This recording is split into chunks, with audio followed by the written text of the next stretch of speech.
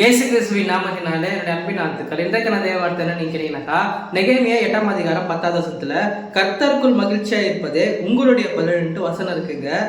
நம்ம மகிழ்ச்சியா இருக்கிறதுக்கு என்னென்ன பண்றோம் இல்லைங்களாங்க, உலக சிற்றின்பங்கள் எதோ நம்மளுக்கு என்னென்ன பிடிக்குமோ அதெல்லாம் செய்யறோம். ஆனா நம்ம உண்மையிலே மகிழ்ச்சியா இருக்கிறோம்னாக்கா இல்லைன்னு தாங்க நான் சொல்லுவேன். எப்படி நீங்க கேட்டீங்கன்னாக்கா, இப்ப ஜென்ரலா நீங்க எடுத்துக்கீங்க, இப்ப நம்ம வெளியில போறோம், நீ எப்படி இவ்வளவு சந்தோஷமா இருக்கிற அப்படின்னு சொல்லும் போது அவன் சொல்லுவான், நான் இந்த மாதிரி பாவத்துல நான் இருக்கிறேன் அதனால தான் இவ்வளவு சந்தோஷமா இருக்கிறேன் அப்படின்னு சொல்லுவான். நம்ம அந்த பாவத்தை செய்யும் போது நம்ம கர்த்தரால நம்ம உணர்த்தப்படுவோம், இல்ல தப்பு இது அப்படின்ட்டு. நம்ம அந்த மாதிரி சூழ்நிலை போகக்கூடாதுன்னு தான் கர்த்தருக்குள்ள நம்ம எப்பவுமே மன மகிழ்ச்சியா இருக்கணும். கர்த்தருக்குள்ள மன மகிழ்ச்சியா இருந்தா தான் எப்பவுமே நம்மளுக்கு நிரந்தரமான ஒரு சந்தோஷம் கிடைக்கும். என்ன பிரதர் எப்படி சொல்றீங்க?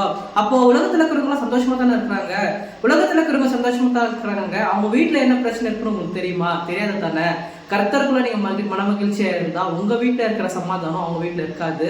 நீங்க வேண்டா உங்களுடைய வாழ்க்கையை இந்த மாதிரி நடைமுறையில கொண்டு வாங்க, கண்டிப்பா நீங்க கர்த்தருடைய மகிமை நீங்க காண்பீங்க.